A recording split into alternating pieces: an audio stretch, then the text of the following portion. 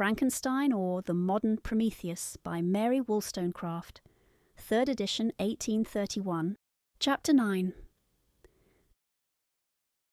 Nothing is more painful to the human mind than, after the feelings have been worked up by a quick succession of events, the dead calmness of inaction and certainty which follows and deprives the soul both of hope and fear.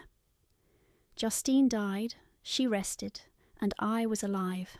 The blood flowed freely in my veins, but a weight of despair and remorse pressed on my heart which nothing could remove. Sleep fled from my eyes.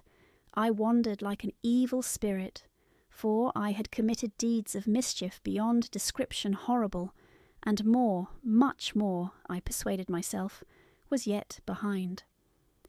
Yet my heart overflowed with kindness and the love of virtue. I had begun life with benevolent intentions and thirsted for the moment when I should put them in practice and make myself useful to my fellow beings. Now all was blasted. Instead of that serenity of conscience which allowed me to look back upon the past with self-satisfaction, and from thence to gather promise of new hopes, I was seized by remorse and the sense of guilt, which hurried me away to a hell of intense tortures such as no language can describe. This state of mind preyed upon my health, which had perhaps never entirely recovered from the first shock it had sustained. I shunned the face of man. All sound of joy or complacency was torture to me. Solitude was my only consolation, deep, dark, death-like solitude. My father observed with pain the alteration perceptible in my disposition and habits, and endeavoured by arguments deduced from the feelings of his serene conscience and guiltless life to inspire me with fortitude, and awaken in me the courage to dispel the dark cloud which brooded over me. "Do you think, Victor," said he, "that I do not suffer also? No one could love a child more than I loved your brother." Tears came into his eyes as he spoke. "But is it not a duty to the survivors that we should refrain from augmenting their unhappiness by an appearance of immoderate grief? It is also a duty owed to yourself, for excessive sorrow prevents improvement or enjoyment, or even the discharge of daily usefulness, without which no man is fit for society." This advice, although good, was totally inapplicable to my case. I should have been the first to hide my grief and console my friends if remorse had not mingled its bitterness and terror its alarm with my other sensations. Now I could only answer my father with a look of despair and endeavour to hide myself from his view. About this time we retired to our house at Belrive. This change was particularly agreeable to me. The shutting of the gates regularly at 10 o'clock and the impossibility of remaining on the lake after that hour had rendered our residence within the walls of Geneva very irksome to me. I was now free. Often, after the rest of the family had retired for the night, I took the boat and passed many hours upon the water. Sometimes with my sails set, I was carried by the wind. And sometimes, after rowing into the middle of the lake, I left the boat to pursue its own course, and gave way to my own miserable reflections. I was often tempted, when all was at peace around me, and I the only unquiet thing that wandered restless in a scene so beautiful and heavenly, if I except some bat or the frogs, whose harsh and interrupted croaking was heard only when I approached the shore. Often, I say, I was tempted to plunge into the silent lake, that the waters might close over me and my calamities for ever. But I was restrained when I thought of the heroic and suffering Elizabeth, whom I tenderly loved, and whose existence was bound up in mine. I thought also of my father and surviving brother. Should I by my base desertion leave them exposed and unprotected to the malice of the fiend whom I had let loose among them? At these moments I wept bitterly and wished that peace would revisit my mind, only that I might afford them consolation and happiness. But that could not be. Remorse extinguished every hope. I had been the author of unalterable evils, and I lived in daily fear lest the monster whom I had created should perpetrate some new wickedness. I had an obscure feeling that all was not over, and that he would still commit some signal crime, which by its enormity should almost efface the recollection of the past. There was always scope for fear, so long as anything I loved remained behind. My abhorrence of this fiend cannot be conceived.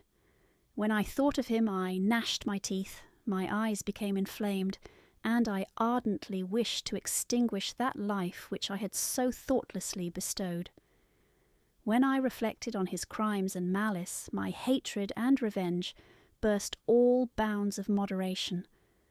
I would have made a pilgrimage to the highest peak of the Andes, could I, when there have precipitated him to their base. I wished to see him again, that I might wreak the utmost extent of abhorrence on his head, and avenge the deaths of William and Justine. Our house was the house of mourning. My father's health was deeply shaken by the horror of the recent events. Elizabeth was sad and desponding. She no longer took delight in her ordinary occupations. All pleasure seemed to her sacrilege toward the dead.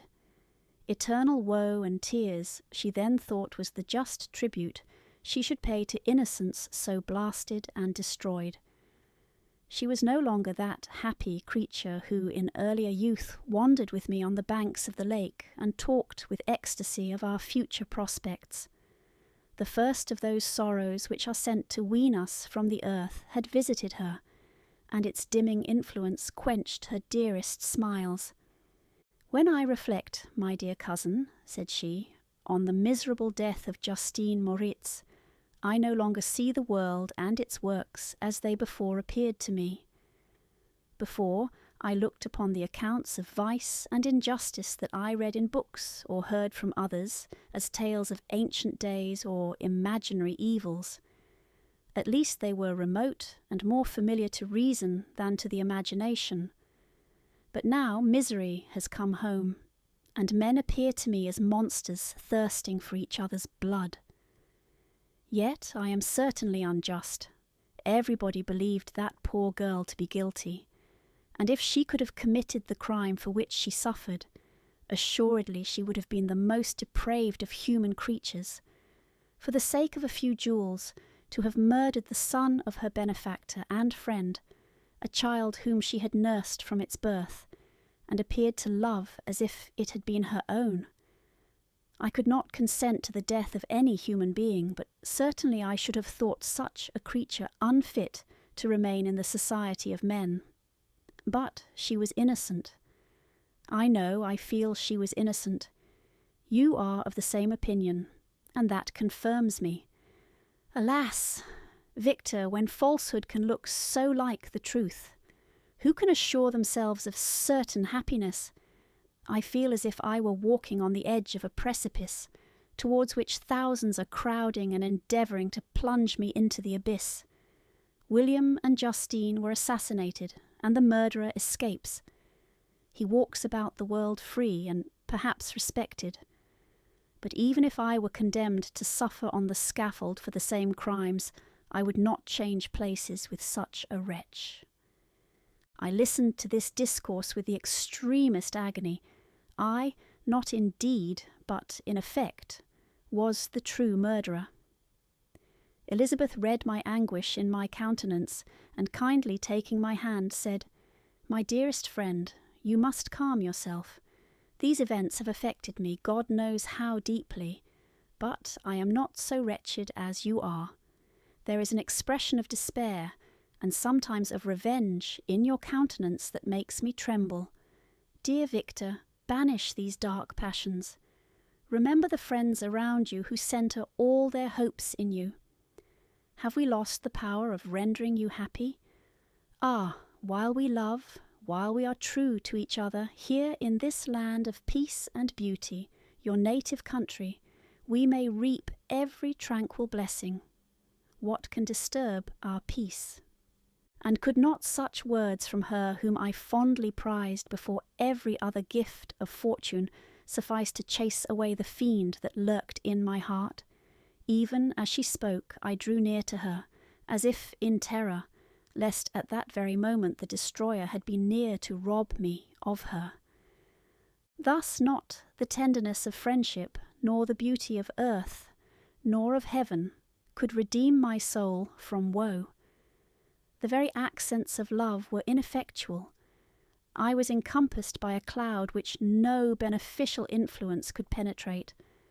The wounded deer, dragging its fainting limbs to some untrodden brake, there to gaze upon the arrow which had pierced it, and to die, was but a type of me.